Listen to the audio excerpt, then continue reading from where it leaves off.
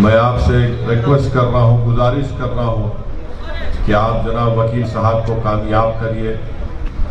आपने देखा कि जब लॉकडाउन हुआ तो लॉकडाउन में अगर कोई पॉलिटिकल लीडर कहीं पर भी नज़र आ रहा था गरीबों की मदद करते हुए, लोग जो परेशान थे, जिनका बीमार थे, उनको अस्पताल पहुंचाने की कोशिश कर रहा था, जिसका इंतकाल हो गया उनके तदफीन का कोई इंतज़ाम अगर कर रहा था तो उसका नाम जनाब वकील था। ऐसे बुरे वक्त में लॉकडाउन में जनाब वकील साहब आपके दरमियान में थे और मजलिस इत्तेहादुल मुस्लिमीन भी सिर्फ 5 साल पहले असम्बली का इलेक्शन लड़कर दोबारा वानी अम्बाड़ी को नहीं आई। अल्हम्दुलिल्लाह मैं कई मरतबा 5 साल में वानी अम्बाड़ी को आया हूँ, आपके दरमियान में रहा हूँ और CAA का एक अजीमुशान जलसा यहाँ पर हुआ था जिसमें मुझे आने का मौका मिला। इसीलिए मैं आपसे अपील कर रहा हूँ कि अपने वोट का सही इस्तेमाल करिए और मुत्तहदा तौर पर जनाब वकील साहब को अपने वोट देकर कामयाब करिए। लोग मजलिस के ऊपर इल्ज़ाम लगा रहे हैं, लोग कैप्टन विजयकांत पर, TT दिनाकरन साहब पर इल्ज़ाम लगा रहे हैं कि हम लोग बी टीम है। मैं पूछना चाहना चाहता हूँ कि आप खुद बताइए, जो लोग हम पर बी टीम का इल्ज़ाम लगा रहे हैं, क्या जब अटल बिहारी वाजपेयी जब इस मुल्क के प्राइम मिनिस्टर थे तो क्या DMK अटल बिहारी वाजपेयी की BJP गवर्नमेंट को सपोर्ट नहीं कर रही थी? आज आप हम पर इल्ज़ाम लगा रहे हैं बी टीम का, तो बताइए आज वकील पर और मजलिस पर, कैप्टन विजयकांत पर, TT दिनाकरन साहब पर ये एलिगेशन लगाते हैं कि आप बी टीम है। मैं पूछना चाह रहा हूं DMK की लीडरशिप से, क्या ये बात सच नहीं है कि कांग्रेस पार्टी DMK अलायंस में है? क्या कांग्रेस पार्टी महाराष्ट्र में शिवसेना की ताईद नहीं कर रही है? क्या शिवसेना सेकुलर पार्टी है? क्या श्री कृष्णा कमीशन की रिपोर्ट में 93 के जो कम्युनल राइट्स मुंबई में हुए, कि जस्टिस श्री कृष्णा कमीशन की रिपोर्ट में नहीं लिखा गया कि शिवसेना के उस वक्त के लीडर बाल ठाकरे एक जनरल की तरह कम्युनल राइट्स को करवा रहे थे? आज कांग्रेस पार्टी महाराष्ट्र में शिवसेना की सपोर्ट करती है, तो क्या वो सेकुलरिज्म है या कम्युनलिज्म है? जो लोग मजलिस पर बी टीम का इल्जाम लगाते हैं, मैं DMK के लीडरशिप से पूछना चाहता हूं, जनाब स्टालिन साहब से, क्या ये बात सच नहीं है कि महाराष्ट्र की असेंबली में महाराष्ट्र के चीफ मिनिस्टर उद्धव ठाकरे ने खड़े होकर कहा था 1 महीना पहले कि हमको फख्र है कि हमने बाबरी मस्जिद को शहीद किया? I want to know from Mr. Stalin that Congress party is supporting in Maharashtra Shiv Sena. Is Shiv Sena secular or communal party?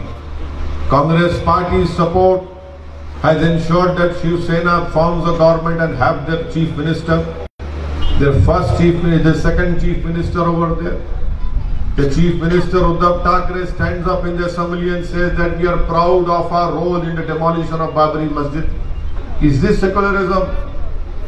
हम पर इल्जाम लगाने वाले जवाब दें कि जुलाई 2019 में जब अमित शाह और मोदी ने अनलॉफुल एक्टिविटीज प्रिवेंशन एक्ट का बिल लेकर आए, तो क्या कांग्रेस पार्टी ने मोदी की सपोर्ट नहीं की अनलॉफुल एक्टिविटीज प्रिवेंशन एक्ट के बिल में? क्या राज्यसभा में BJP का साथ नहीं दिया कांग्रेस पार्टी ने? क्या अनलॉफुल एक्टिविटीज प्रिवेंशन एक्ट के अमेंडमेंट में, तरमीम में कांग्रेस पार्टी ने जो साथ किया, जिसकी बिना पर आज दिल्ली में, महाराष्ट्र में कई लोग जेल में अपनी जिंदगी गुजार रहे हैं, नौजवान बच्चे जेल में हैं, ज़ईफ लोग जेल में हैं, और आज कांग्रेस पार्टी और DMK हम पर इल्जाम लगाती है बी टीम का कभी आप अपने गिरेबान में झांक कर देखें कि कितनी गंदगी आपके गिरेबान में है। बजाय मजलिस पर उंगली उठाने के आप मेरे इन सवालात का जवाब दीजिए। तीसरी बात, मैं वानी अम्बाड़ी के अक़लियतों को, माइनॉरिटीज को बताना चाहता हूं कि इनके डीएमके पार्टी में जो माइनॉरिटीज है उनकी कोई इज्जत नहीं है, 2 पैसे की उनकी इज्जत नहीं है। मैं खुद उसका मैं देख चुका हूं। डीएमके पार्टी के minority president doctor Mastan Hyderabad को आए, स्टालिन का पैगाम लेकर मेरे पास आए और आकर कहा कि ओवैसी साहब, हमारे लीडर ये चाहते हैं कि डीएमके के माइनॉरिटी कन्वेंशन में आप शिरकत करें, आप हमारे लीडर के बाजू बैठे, हम आपसे अलायंस करेंगे। मैंने उनसे पूछा कि सर, मैं तो आपके पास नहीं गया, आप मेरे पास आए। तो बोले हाँ, हम आपके पास आए। मेरा उत्तर प्रदेश का प्रोग्राम था, इन्होंने कैंसिल करवाया और तमिलनाडु जब चेन्नई पहुंचे, अपने ही टीवी चैनल पर पूरा दिखाया और उसके 2 घंटे के बाद कह दिया कि मैं असदुद्दीन ओवैसी से मिला ही नहीं, ना कोई बातचीत हुई। डीएमके में जितनी माइनॉरिटी लीडरशिप है वो 0 है, उनमें कोई दमखम नहीं है, उनकी पार्टी में उनकी कोई इज्जत नहीं है। मुझे गम नहीं है कि मेरा अलायंस डीएमके से नहीं हुआ, मुझे कोई गम नहीं है कि हम अलायंस में नहीं गए। मुझे अफसोस और गम इस बात का है कि जो लोग डीएमके के लिए मेहनत करते हैं, अपना खून पसीना बहाते हैं, आप जिस पार्टी में सब चीज कर रहे हैं उस पार्टी में आपकी कोई इज्जत नहीं है। मैं डॉक्टर मस्तान से कहना चाहता हूं, मस्तान साहब, मैं वानी अम्बाड़ी में खड़े होकर और तमिलनाडु के हर जलसे में ये बात बोलूंगा, आपको चैलेंज कर रहा हूं, मेरी एक एक बात में सच्चाई है, अगर नहीं है तो आप प्रेस कॉन्फ्रेंस लेकर बताओ। जब उनके माइनॉरिटी प्रेसिडेंट की कोई इज्जत वैल्यू नहीं है, किस बुनियाद पर आप वोट देंगे डीएमके को 6 अप्रैल के दिन? मुझे कोई फिक्र नहीं है कि अलायंस नहीं हुआ, मुझे कोई इसकी फिक्र नहीं है, ना गम है, ना मैं मोहताज था किसी सियासी पार्टी का, ना कभी रहूंगा इंशाअल्लाह ताला। मैं हमेशा मोहताज हूं और रहूंगा अल्लाह का। अल्लाह हमारे लिए काफी है। मैं अगर कामयाब होऊंगा तो अल्लाह के फजल करम से कामयाब होऊंगा और आपके दुआओं से, आपके वोट से इंशाअल्लाह ताला आप वकील साहब को यहाँ के एमएलए बनाकर तमिलनाडु के असेंबली में भेजाएंगे। इनकी पार्टी में इनकी इज्जत नहीं है और आज आप आकर हमको बी टीम का पर इल्जाम लगाते हैं। मेरे अजीज दोस्तों और बुजुर्गों, वही हाल एडीएमके में है। यहां पर एक्स एमएलए हमारी बहन नीलोफर साहिबा थी, उनको टिकट नहीं दिए, खैर उनकी पार्टी का फैसला है। क्या हमारी बहन ने रोकर प्रेस कॉन्फ्रेंस कर नहीं कहा कि कमर्शियल टैक्स का मिनिस्टर मुझे खराब हूं, मुझे तकलीफ दिया?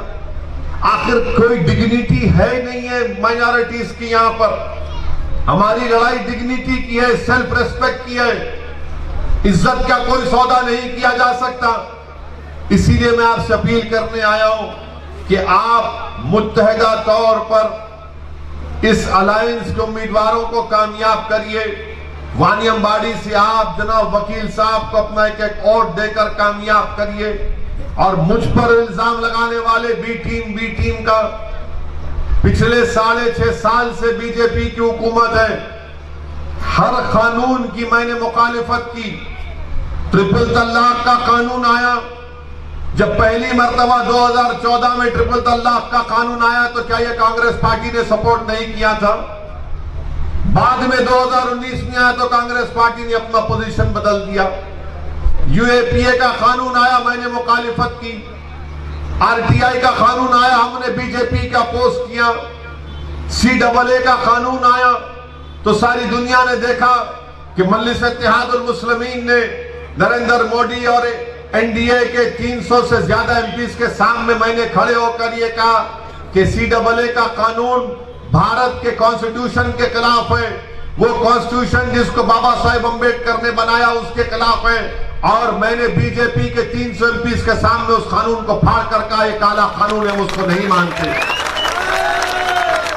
आप बताइए कि हर चीज में हम बीजेपी की मुखालिफत करते हैं, तो आखिर इनको गुस्सा क्या है? इनको गुस्सा यह है कि मजलिस इत्तेहादुल मुस्लिमीन कैसे इलेक्शन लड़ती है, मजलिस क्यों हमारे सामने खड़े होती है। ये चाहते हैं कि हम इलेक्शन ना लड़े, बल्कि मजलिस के खिलाफ इल्जाम लगाकर पैगाम आपको दे रहे हैं कि तुम कभी हमारे खिलाफ नहीं लड़ना, तुम्हारा काम हमारी गुलामी है, तुम्हारा काम यह है कि तुम अपनी आंखों को नीचे रखकर जैसा हम हुक्म दे तुम उस तरह से अपनी जिंदगी गुजारो। मैं आपसे कह रहा हूं मेरे अजीज दोस्तों, यहां से हम इलेक्शन लड़ रहे हैं, यहां से मैं हमारा कैंडिडेट वकील है, ये लड़ाई यकीनन हमारी पार्टी की, हमारे उम्मीदवार की है, यकीनन ये लड़ाई हमारी पार्टी की, हमारे अलायंस की लड़ाई है। मगर याद रखिए ये लड़ाई मुस्तकबिल की लड़ाई है। मुस्तकबिल की लड़ाई इसलिए कि कोई जिंदगी का भरोसा नहीं, कल आज मैं हूं कल नहीं रहूंगा, मगर मेरी कोशिश ये कि मेरी इस दुनिया से चले जाने के बाद भी आपकी आवाज, आपकी सियासी ताकत बरकरार रहे। और उस काम के लिए आपसे अपील करने आया हूं कि 6 तारीख के दिन आप अपना एक वोट जनाब वकील साहब के अपने इस्तेमाल करें। याद रखिए बगैर पॉलिटिकल आवाज के, बगैर पॉलिटिकल लीडरशिप के आपको कोई नहीं पूछने वाला है।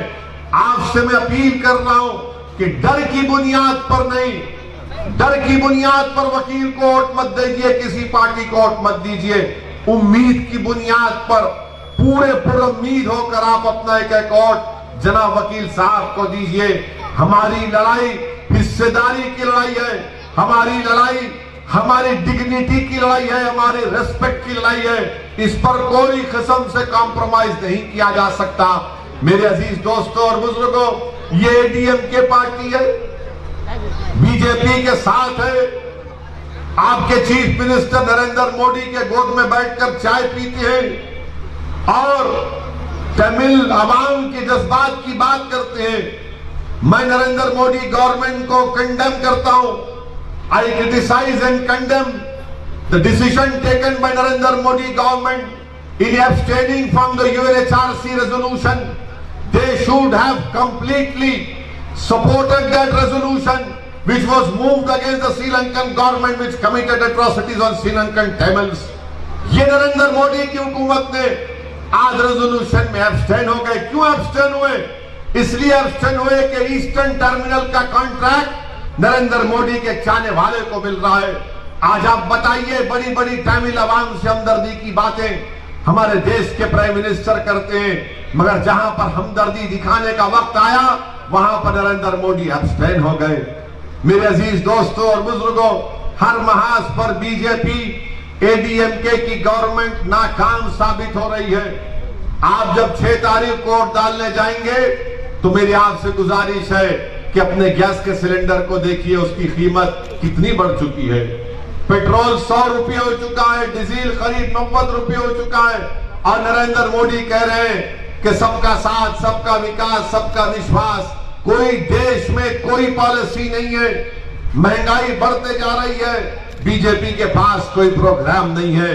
एडीएमके और बीजेपी मिलकर तमिलनाडु में हिंदुत्व को प्रमोट करना चाहती है, और अगर कोई बीजेपी को, एडीएमके को सही पॉलिटिकल तरीके से कोई उनका मुकाबला कर सकता है तो वो दिनाकरन के अलायंस और उसकी तमाम पार्टीज कर सकते हैं। आज तमिलनाडु की सियासत में कभी 2 ही पॉलिटिकल पार्टी थे, आज पहली मर्तबा एक तीसरा पॉलिटिकल फॉर्मेशन आया है। मेरी आपसे गुजारिश है कि आप इस पॉलिटिकल फॉर्मेशन का साथ कीजिए, आप आगे बढ़िए, बेखौफ होकर अपने वोट का इस्तेमाल करिए। अरे जो हमको बी टीम की बात कर रहे, क्या पार्लियामेंट इलेक्शन में हम किसका सपोर्ट कर रहे थे? बाई इलेक्शन हुआ था, किसका सपोर्ट कर रहे थे? जब हम अच्छे थे, दूध के धुले हुए थे, जब तुम्हारे मुंह में गुलाब जामुन पड़ गया तो बुरे हो गए। ये क्या बात है? आपके साथ रहे तो अच्छे, आपके मुखालिफत में आ गए तो बुरे हो गए। मकसद क्या है कि तुम हमारी गुलामी करो, तुम्हारे को कोई अख्तियार नहीं है कि हमारे सामने खड़े होकर कौन है वकील। ये मेरे अजीज दोस्तों और बुजुर्गों, ये इनकी हिपोक्रेसी है, ये इनकी मुफाद परस्ती है, इनका अपॉर्चुनिज्म है। इसीलिए हम आपसे कह रहे हैं कि आपको अपनी पार्टी के कैंडिडेट को कामयाब करना है। आज मुस्लिम माइनॉरिटी का पॉपुलेशन तमिलनाडु में 6-7% के दरमियान में। मेरे सवाल का जवाब दो डीएमके वालों, क्या बात है कि 6-7% पॉपुलेशन है और 11% जेलों में मुस्लिम माइनॉरिटी का जिम्मेदार कौन है? 11% है। आप बताइए इसका जिम्मेदार कौन है? वानियम्बाड़ी में बच्चों का स्कूल नहीं है, 6-6 किलोमीटर दूर जाना पड़ता स्कूल के लिए। वानियम्बाड़ी में पीने का पानी नहीं है। कहां गया पीने का पानी? क्यों नहीं लेकर आते आप पीने का पानी? कोई इसका इंतजाम नहीं कर सकते। आप अगर वो तालाब से आसान तरीका है पाले रिवर में पानी लाने का, मगर आप वो भी नहीं करते। हर महाज पर वानियम्बाड़ी पीछे होता चला गया। यहां पर इस इलेक्शन में अगर कोई लोकल कैंडिडेट है वानियम्बाड़ी का, उसका नाम वकील है। जितने दूसरे पार्टी के इंडियन यूनियन मुस्लिम लीग के उम्मीदवार हैं वो वानियम्बाड़ी के नहीं है। वो वानियम्बाड़ी से उनका कोई ताल्लुक नहीं है। उनको वानियम्बाड़ी के गलियां ने, वहां जितना मेरे को मालूम वानियम्बाड़ी उनको ताबी नहीं मालूम है।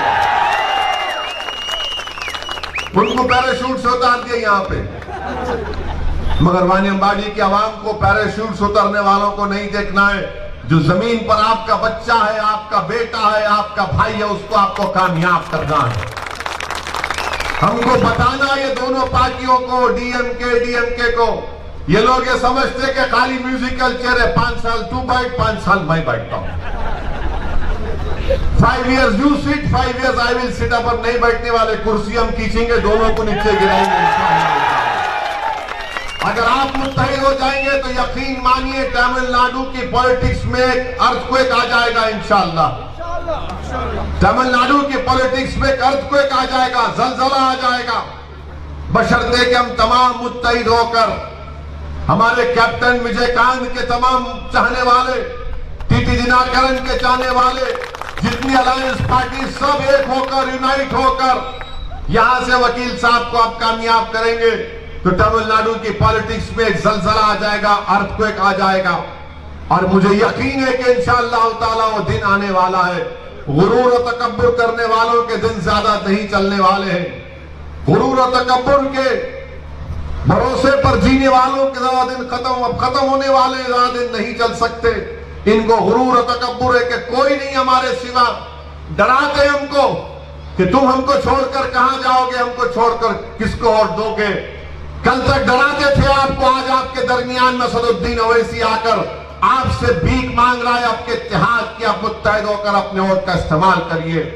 कल तक डराते थे कि कोई आपके पास पॉलिटिकल अल्टरनेटिव नहीं है, आज आपके पास एक क्रेडिबल पॉलिटिकल अल्टरनेटिव है।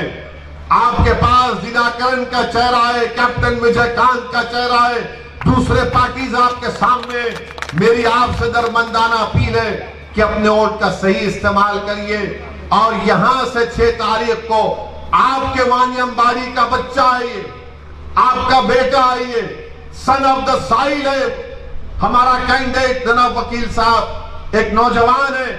आप इसको कामयाब करिए ताकि जब वो तमिलनाडु की असेंबली में जाएगा, जिस किसी का चीफ मिनिस्टर होगा वो उसकी आंख में आंख डालकर वानियम्बाड़ी के जस्टिस का मुतालबा करेगा, वानियम्बाड़ी की लड़ाई लड़ेगा, वानियम्बाड़ी के गरीबों की आवाज बनेगा।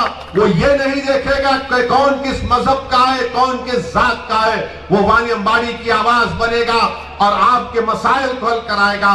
मैं आपसे फिर से अपील कर रहा हूं कि अपने वोट का इस्तेमाल करिए। इंडियन यूनियन मुस्लिम लीग के ताल्लुक से लोग मुझे बोलते हैं यहाँ पे मुस्लिम लीग का कैंडिडेट है। हाँ, मेरा पोजीशन ये है कि मैंने हमेशा कहा और आपसे वादा कर रहा हूं कि केरला में मैं कभी मजलिस इत्तेहादुल मुस्लिमीन को लेकर नहीं गया, ना कभी लेकर जाऊंगा इंशाअल्लाह ताला। हमको केरला नहीं जाना है। मैंने कहा कि आसाम में नहीं जाकर मजलिस को इलेक्शन लड़ूंगा। आसाम में बदरुद्दीन अजमल साहब वहां पर अपनी पार्टी को चला रहे हैं। मैं तो अल्लाह से दुआ भी करता हूं कि अल्लाह उनकी रियासत में उनको कामयाब कर दे। मगर यहां पर क्या मुस्लिम लीग में, आप बताओ, मैं मुस्लिम लीग के लोगों से तनकीद नहीं कर रहा हूं, मैं उनसे पूछ रहा हूं कहां है आपके पास बनात वाला, कहां है आपके पास सुलेमान सेठ, कहां ये लोग बताओ, आपके पास कहां चले गए ये लोग? वो बनात वाला जिसकी तकरीर से पूरी पार्लियामेंट हिल जाती थी, वो सुलेमान सेठ जिसके दलाल पर कोर्ट को मानना पड़ता था, कहां गए लोग? कहां गए लोग बताओ आप? आज आप आकर हमको तनकीद कर रहे हैं। कसरुद्दीन ओवैसी पूरे इंडिया में जा रहे, जाना है पूरे इंडिया में। इंडिया में जाना जरूरी है क्योंकि गरीबों को, मजलूमों को, दलितों को, आदिवासियों को, मुसलमानों को हिम्मत दिलाना है कि डरना और घबराना नहीं है नरेंद्र मोदी आरएसएस से। इसीलिए हम चाहते हैं कि हमको अपनी आवाज को सुनना है। डेमोक्रेसी है, जब तक इलेक्शन नहीं लड़ेंगे कोई आपको वोट नहीं देता, जब तक इलेक्शन नहीं लड़ेंगे आप अपने मसाइल को हल नहीं कर सकते। इसीलिए मेरे अजीज दोस्तों और बुजुर्गों, मेरी इज्जतदार मां और बहनों, मैं आपसे अपील कर रहा हूं कि 6 अप्रैल के दिन आप बेखौफ होकर निकलकर पूरे वानियमबाड़ी के आसमानों में काली पतंग नजर आना, आपको ओनली पतंग नजर आना, ओनली काइट, हर जगह पर काली काइट पर पूरे इत्मीनान के साथ, पूरे एतमाद के साथ आप वोट दीजिए। और मैं आपको यकीन दिला रहा हूं कि इंशाअल्लाह ताला जनाब टीटी दिनाकरन साहब बीजेपी का सपोर्ट नहीं करेंगे, ना बीजेपी की तरफ जाएंगे इंशाअल्लाह ताला। उनको अपनी पार्टी चलाने का है। मैंने दिनाकरन साहब से खुद पूछा कि क्या आप बीजेपी की तरफ जाएंगे, तो उन्होंने कहा कि सवाल ही पैदा नहीं होता, there is no question of me going towards BJP. अब दिनाकरन साहब कैसे जा सकते? कैप्टन हमारे पास है, कैप्टन विजयकांत हमारे पास है। एक कैप्टन पकड़ लेंगे, कसरुद्दीन ओवैसी पकड़ लेंगे, दिनाकरन साहब कहां जाएंगे इंशाअल्लाह। दिनाकरन साहब को अपनी पार्टी चलाने का है और उन्होंने इलेक्शन मैनिफेस्टो जारी किया। आप बताइए क्या डीएमके ने क्या कहा इलेक्शन मैनिफेस्टो? आप पढ़िए, आपको पेज नंबर बोलता हूं, पेज नंबर 9 में लिखा गया कि वानियमबाड़ी में यहां पर बहुत फॉरेन एक्सचेंज आता है, यहां के इंडस्ट्रीज से, यहां पर रोड बनाई जाएंगी, पावर सप्लाई अनइंटरप्टेड होगा, पीने का पानी का इंतजाम होगा, हेल्थ फैसिलिटीज होंगे, गेस्ट हाउस बनाया जाएगा। ये वादा है हमारा आपसे इंशाअल्लाह ताला वानियमबाड़ी की आवाम के लिए।